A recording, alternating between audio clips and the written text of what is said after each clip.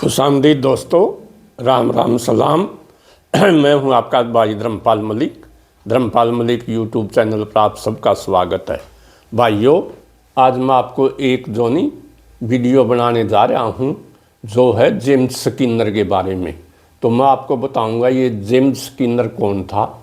80 के अंदर एक स्किनर स्टेट होती थी, एक जागीरदार था 80 का, एक बहुत बड़ा जागीरदार था। तो ये स्किनर कौन था? और भारतीय सेना के अंदर आज भी स्किनर फोर्स है, और वो उस स्किनर ने बनाई थी आज से लगभग 200 साल पहले, और वो आज भी भारतीय सेना के अंदर है। और उसका नाम स्किनर और फोर्स है, उसी जेम्स स्किनर के नाम पर। तो आज हम, क्योंकि झांसी मेरी तहसील रही है, आजकल मेरा ज़िला है, झांसी ज़िला बन गया है, आज हम स्किनर साहब के बारे में ही आपको बताएंगे। मैं ऐसा समझता हूँ, मेरा वीडियो बनाने का उद्देश्य भी यही है कि आने वाली पीढ़ियों के अंदर हमारे इतिहास के बारे में जानकारी हो। हर आदमी जो नहीं अपने इतिहास को जानना चाहता है, और जो कौमें अपने इलाके के, अपनी जाति के, अपने धर्म के इतिहास को भूल जाती हैं, उनका पतन निश्चित है। उन्हें तारीख के अंदर, इतिहास के अंदर भुला दिया जाता है। इसलिए हमारा ये इलाका था झांसी एक बहुत पुराना शहर है। कितना पुराना है? हिसार तो 1354 ईस्वी के अंदर फिरोज शाह तुगलक ने बसा, लेकिन झांसी उससे भी पुराना है। ऐसा इतिहास मिलता है कि अनंगपाल तोमर ने 792 के अंदर दिल्ली के अंदर खंडरातों के ऊपर, जो महाभारत काल के थे, एक किला बनाया, और उसका नाम, अब जिसे आजकल दिल्ली कहते हैं, उस समय उसे इंद्रप्रस्थ कहते थे। तो 1200 साल पुराना दिल्ली है। और वो अनंगपाल तोमर जो नहीं, अनंगपाल तोमर राजा था दिल्ली का, उसी ने दूसरा किला उसी दौरान झांसी के अंदर बनाया, जो आज भी मौजूद है, जिसको पृथ्वीराज का किला कहते हैं। और उसके ऊपर हमने पिछली वीडियो में बताया था, जॉर्ज थॉमस जो नहीं, वो भी झांसी का राजा रहा है। वो अपने आप को हरियाणा का राजा कहता था। इस इलाके को झांसी, महम, बेरी, झज्जर, रोहतक और हिसार, इस इलाके को हरियाणा कहते थे। यही असली हरियाणा है। और जॉर्ज थॉमस की राजधानी जो नहीं, वो झांसी थी। इस प्रकार हम कह सकते हैं झांसी किसी ज़माने में हरियाणा की राजधानी भी रही है। इसी इलाके को हरियाणा कहते हैं, और यही ठेठ हरियाणा है। और यहाँ के लोग अपनी बहादुरी के लिए सारे इतिहास के अंदर, तारीख के अंदर प्रसिद्ध रहे हैं। लेकिन बड़ा दुर्भाग्य है कि हम ही खुद ही अपने इतिहास को नहीं जानते। जॉर्ज थॉमस के हिसार में ये तो जानते हैं जहाज कोठी है, ये भी जानते हैं जहाज पुल है, ये भी जानते हैं जहाजगढ़ का मेला बढ़ता है, लेकिन ये नहीं जानते इनका नाम ऐसा क्यों पड़ा। जॉर्ज थॉमस के ने एक किला बनाया था जिसका नाम था जॉर्जगढ़, उससे जहाजगढ़ बन गया। उसने हिसार में एक कोठी बनाई थी अपनी, जिसको जॉर्ज कोठी कहते थे, उसी का नाम जहाज कोठी पड़ गया आजकल। यहाँ चेतंग नहर होती थी जो नागौरी गेट के आगे से गुजरती थी, हमने भी देखी है, जिसके ऊपर जोनी पुल होते थे। और जॉर्ज थॉमस ने अपनी कोठी में जाने के लिए चेतंग नहर के ऊपर, जिसको वेस्टर्न यमुना कनाल भी कहते हैं कागज़ों में, जो फिरोज शाह तुगलक ने बनवाई थी 1356 में, बीच में बंद हो गई थी। अंग्रेज़ों ने 1826-27 के अंदर उसे दोबारा शुरू किया। उसके ऊपर एक पुल बनवाया था उससे पहले जॉर्ज थॉमस ने। जॉर्ज थॉमस का राज 1797 से 1801 दिसंबर 1801 तक था झांसी के ऊपर। और जो नहीं, उसी के नाम पर, जॉर्ज पुल के नाम पर जहाज पुल है। 1800 दिसंबर 1802 के अंदर मराठों ने उसको हरा दिया। और मराठों की तरफ से लड़ने वालों में एक जो नहीं, मराठों की सेना का कमांडर जेम्स स्किनर भी था। और फिर जो नहीं 1803 के अंदर जो नहीं, अंग्रेज़ों ने सिंधिया को हरा दिया, दौलतराव सिंधिया को, मराठों को हरा दिया। और एक संधि की गई अंजनी सर्जन गांव की। और इस 1803 के अंदर ही अंग्रेज़ हमारे हरियाणा में आए हैं, जबकि पंजाब में, लाहौर में वो 1849 में गए हैं। तो अंग्रेज़ों ने यहाँ अपना एक राज्य कायम किया। उन्होंने ये जो जागीर, ये रियासतें हैं, जैसे दुजाना की रियासत, लुहारू की रियासत, पटौदी की रियासत, ये रियासतें अंग्रेज़ों ने ही 1803 और 1806 के बीच में बनाई थी, जिन्होंने जो नहीं अंग्रेज़ों का साथ दिया था। जब 1803 के अंदर अंग्रेज़ों के और मराठों के बीच युद्ध हुआ, अंग्रेज़ों का सेनापति तो लॉर्ड लेक था और अंग्रेज़ों का सेनापति जो नहीं पेरोन था, जिसने जॉर्ज थॉमस को रहा था। उसकी सेना के अंदर, जो मराठों की सेना के अंदर जो अंग्रेज़ अफसर थे, उन्होंने रिवोल्ट कर दिया। उन्होंने ये कहा हम अंग्रेज़ होकर अंग्रेज़ों के खिलाफ नहीं लड़ेंगे। ऐसे 10 ऑफिसर थे और जो नहीं गुस्से में आकर जो मराठों का सेनापति था पेरोन, जिसको पैरो कहते हैं, वो फ्रांसीसी था, उसने सभी अंग्रेज़ों को निकाल दिया। और उन निकालने वालों में जिसको उसने डिसमिस किया, बर्खास्त किया, एक जेम्स स्किनर भी था। जबकि जेम्स स्किनर जो था उसने विद्रोह नहीं किया था, वो मराठों की तरफ से लड़ना चाहता था, वो अंग्रेज़ों की सेना में जाना नहीं चाहता था। फिर वो सारे अफसर जो नहीं मजबूर होकर के लॉर्ड लेक की सेना में, अंग्रेज़ों की सेना में या ईस्ट इंडिया कंपनी की सेना में चले गए। उनमें से एक जेम्स स्किनर भी था, लेकिन जेम्स स्किनर ने एक शर्त रखी, मैं आपकी सेना में भर्ती तो हो जाऊंगा, मैं सिंधिया के खिलाफ नहीं लड़ूंगा, क्योंकि मैंने सिंधिया का नमक खाया है, बाकी आप जहाँ भी भेजोगे वहाँ चले जाऊँगा। अंग्रेज़ों ने कहा ठीक है। तो आज हम आपको इसी जेम्स स्किनर के बारे में बताएंगे, उसकी स्किनर हॉरस के बारे में बताएंगे। और उसको एक जागीर मिली थी यहाँ से कि उसकी बहुत बड़ी जागीर थी, और उस जागीर के बारे में, जिसको स्किनर एस्टेट कहते थे, आज हम आपको इसी स्किनर एस्टेट के बारे में बताएंगे। 1947 में देश आज़ाद हो गया, अंग्रेज़ चले गए, लेकिन स्किनर के वंशज यहीं रहे, उनकी ज़मीनें भी यहाँ रही, कई गाँव की ज़मीनों के वो मालिक थे। और 1975 तक भी झांसी के अंदर, जिसको मेम साहब कहते थे, मिसिज फिलोरा, उसको देखा जा सकता था। वो कचहरी में जाती थी, छतरी हैट उसके सिर के ऊपर होता था, हाथ में छतरी होती थी, आँखों पे चश्मा और मुंह में जो नहीं सिगरेट होती थी। 1975 में वो बीमार हो गई। वो कुछ दिन तो सिविल हॉस्पिटल झांसी में दाखिल रही, लेकिन उसके बाद वो अपनी बेटी के पास मंसूरी चली गई। हम आज ये कहानी उसी की सुनाते हैं। तो कौन था ये जेम्स स्किनर? एक जेम्स स्किनर के पिता का नाम जो नहीं हरकुलस स्किनर था। हरकुलस स्किनर जो थे नहीं, वो स्कॉटलैंड का रहने वाला था। इंग्लैंड के अंदर 4 स्टेट हैं, इंग्लैंड, स्कॉटलैंड, वेल्स और आयरलैंड का कुछ हिस्सा, उत्तरी आयरलैंड कहते हैं जिसको।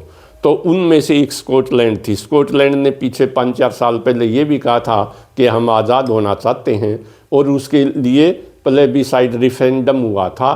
तो 49% लोगों ने कहा हम यूके से, यूनाइटेड किंगडम या इंग्लैंड से अलग होना चाहते हैं, लेकिन 51% लोगों ने कहा कि हम रहना चाहते हैं। इसलिए आज भी स्कॉटलैंड इंग्लैंड का या यूनाइटेड किंगडम का एक हिस्सा है।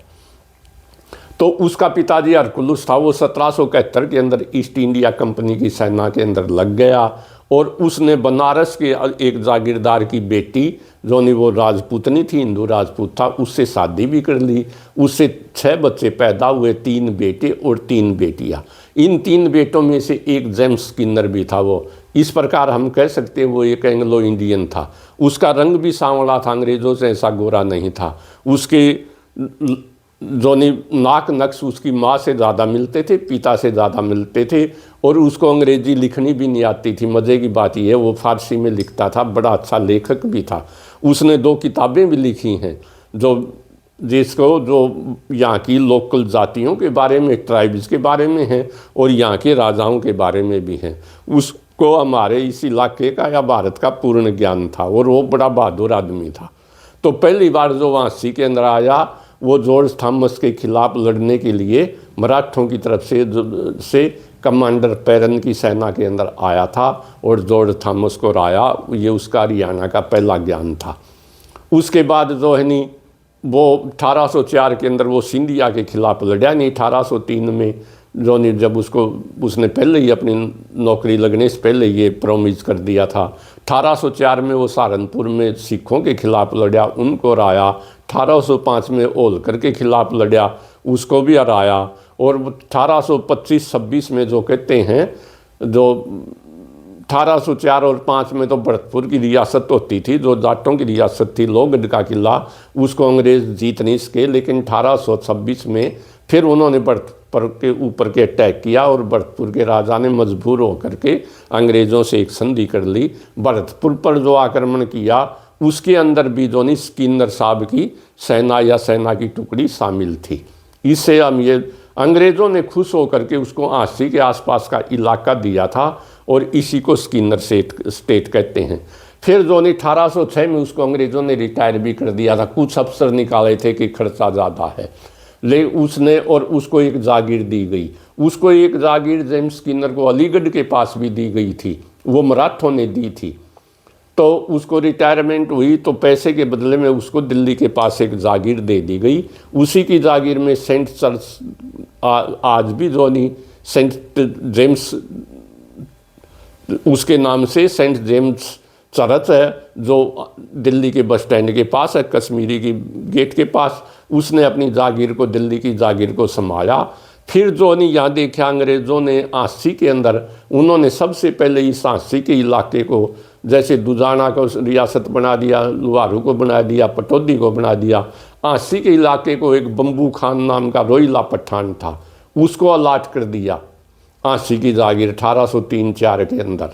लेकिन वो बम्बू खान जो था वो उसका वंशज था पठान का, जिसने जो नहीं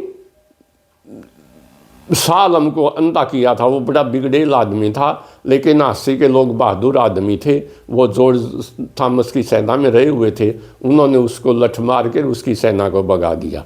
उसके बाद ये आसी का इलाका दुजाना के नवाब समद खान को दिया गया। समद खान के बेरी के स्थान पर लड़ाई हुई।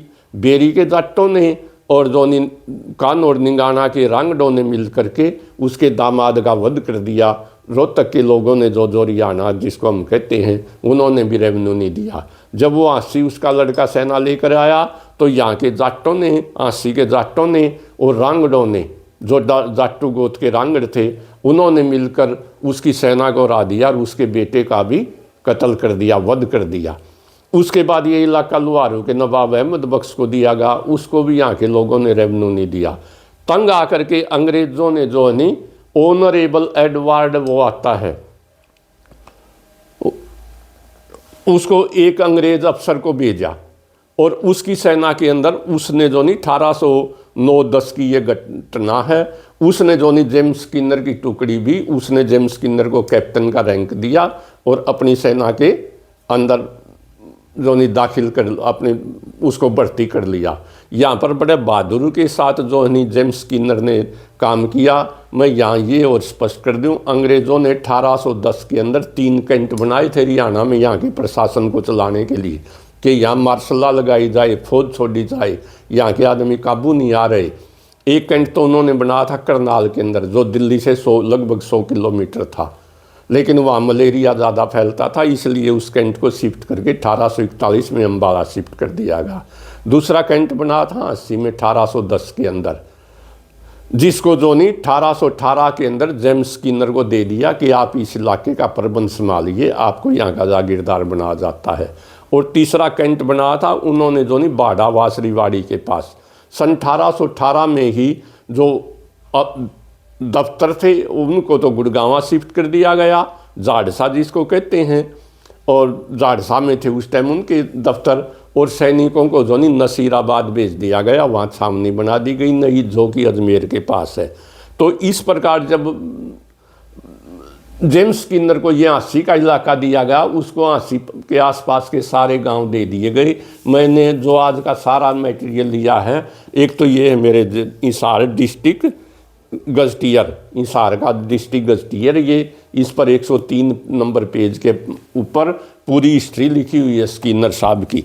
और इसके अंदर ये बिल्कुल साफ लिखा हुआ, ये मैंने अंडरलाइन भी किया हुआ है कि जोनी स्किनर साहब उस समय हिसार जिला जो नहीं वो सिरसा डबवाली से बल्कि बुढ़लाडा से लेकर और भिवानी तक फैला हुआ था। इसकी 5 तहसीलें थी, सिरसा, हिसार, आसी, भिवानी और फतेहाबाद और हिसार डिस्ट्रिक्ट था। और जोनी 964 गांव थे और 964 गांव के अंदर पूरे ज़िले के अंदर सबसे बड़ा जागीरदार इस 1904 के गजटियर के अनुसार वो स्किनर स्टेट थी, जेम्स स्किनर था, उसके वंशज थे। स्किनर साहब तो 1841 में स्वर्ग सिधार गए थे, 4 दिसंबर 1841 को। उसके वंशज जो थे वो हिसार ज़िले के सबसे बड़े जागीरदार थे, उसके नीचे अनेक गांव आते थे। दूसरा जो हमने जो और मटेरियल लिया है ये आंसी है, इतिहास की धरोहर आंसी। और जो नहीं जगदीश सैनी ने ये किताब लिखी है आंसी के इतिहास के बारे में, अच्छी किताब है। इसने भी स्किनर साहब के बारे में ये पेज नंबर 140-41 से 8-10 पेज हैं, ये काफ़ी अच्छा लिखा है सैनी साहब ने भी। दूसरा इस किताब से हमने मटेरियल लिया है और मटेरियल हमने लिया है ये चौधरी लाजपत राय होते थे अलगपरा के, जो 1952 के अंदर कांग्रेस की टिकट पर आंसी से एमएलए बने थे, 52 से 57 तक एमएलए रहे। और उन्होंने स्किनर स्टेट के खिलाफ मुजारा आंदोलन के अंदर 1930 से लेकर बल्कि 1925-26 से 1926 में उन्होंने सेंट स्टीफन कॉलेज दिल्ली से ग्रेजुएशन की थी। अलगपुरा उनका गांव था जो कि ठेके का गांव था, स्किनर स्टेट में आता था। उन्होंने स्किनर स्टेट के खिलाफ लगातार जब जो नहीं वो लड़ाइयाँ लड़ते रहे और लोगों को ज़मीनें दिलवाई। तो इसके अंदर भी वो अपने ऑटोबायोग्राफी के अंदर स्किनर स्टेट के बारे में बहुत ज़्यादा लिखते हैं। इससे मटेरियल लिया है। डिटेल में तो आपको पढ़ना पड़ेगा, तो किताबों को पढ़ना पड़ेगा, हम तो केवल इशारा कर सकते हैं।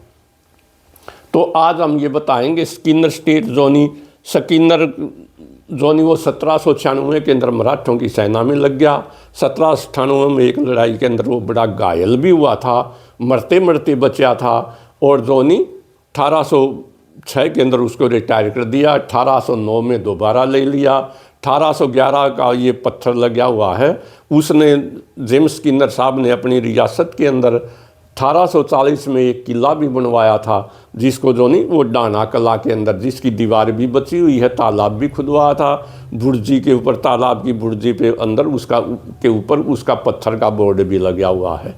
और फिर उसने गांव गड्डी के अंदर भी एक छोटा किला बनवाया था जिसको गड्डी कहते थे, उसी के नाम पर ये गड्डी बसी थी। तो उसके अनेक गांव यहाँ आंसी के पास भी थे, फतेहाबाद के पास भी उसके गांव थे, जैसे ये बिगड़ वगैरह इस इलाके के अंदर। सिरसा के पास भी उसके गांव थे, उसके पास वो बहुत बड़ा लैंडलॉर्ड था।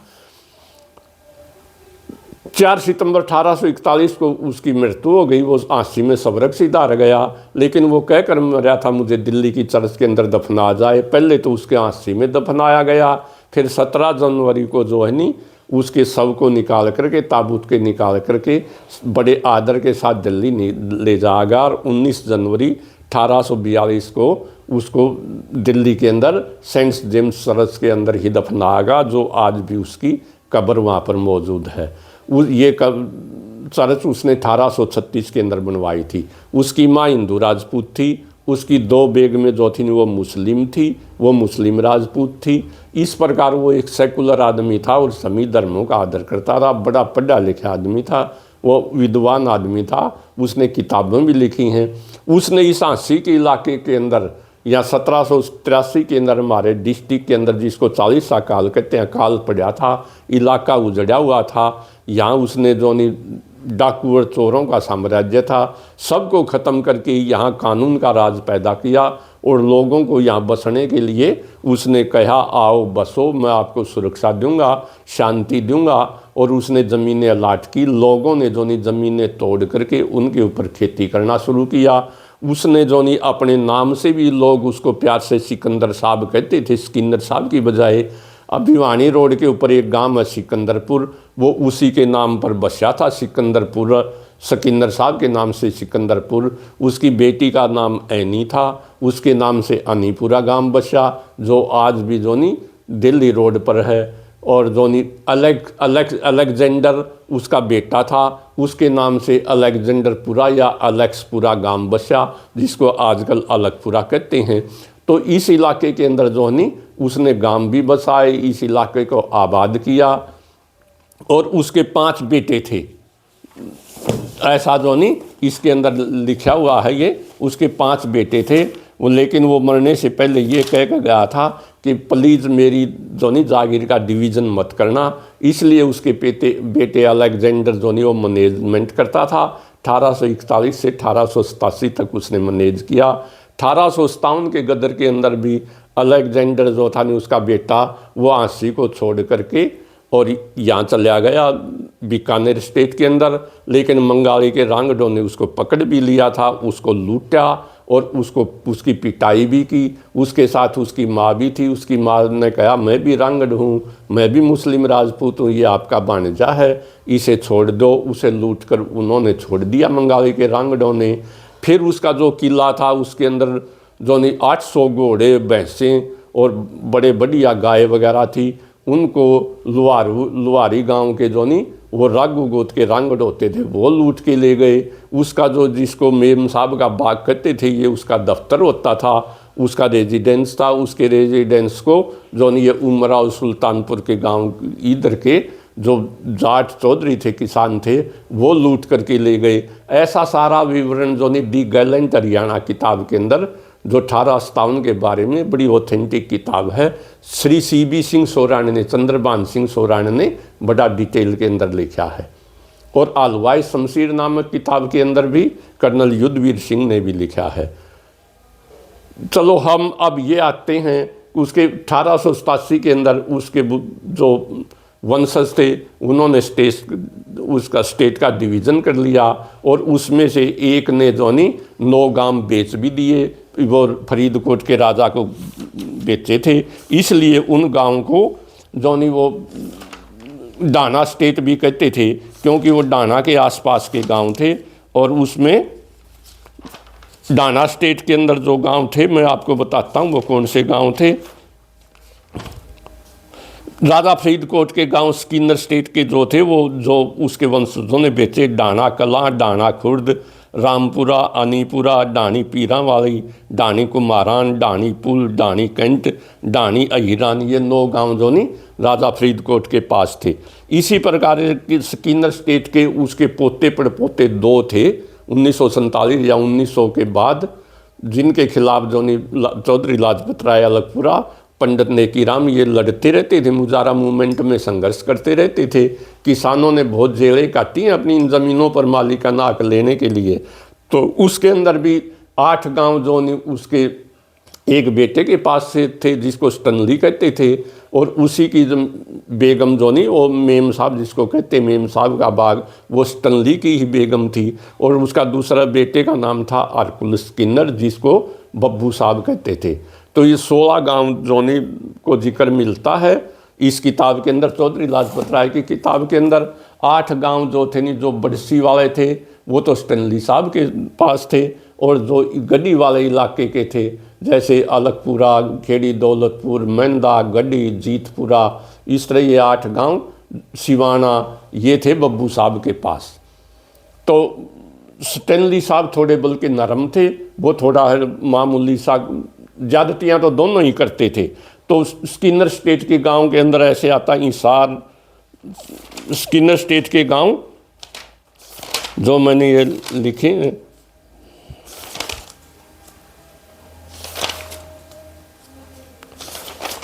चलो ये इधर के गांव जो थे भिवानी रोड के सिकंदरपुरा, मलिकपुर, जीता खेड़ी, ये बड़सी, ये 8-10 गांव जो थे वो स्टैनली साहब के पास थे। और ये 8 गांव जो नहीं अलगपुरा, खेड़ी, दौलतपुर, सिवाना, गड्डी, मेंदा, जीतपुरा, ये जो नहीं बब्बू साहब के पास थे। बब्बू साहब बड़े सख्त आदमी थे, वो मकान बनाने भी नहीं देते थे पक्का। अलगपुरा के सेठ साधु राम जी जो हरियाणा के सबसे बड़े सेठ और दानी, बल्कि पूरे इंडिया के अपने समय के दानी आदमी हुए हैं, वो लंदन से जो नहीं प्रिवी काउंसिल से परमिशन लाए थे केस लड़के, तब उन्होंने अलगपुरा गांव के अंदर अपनी हवेली बनाई थी।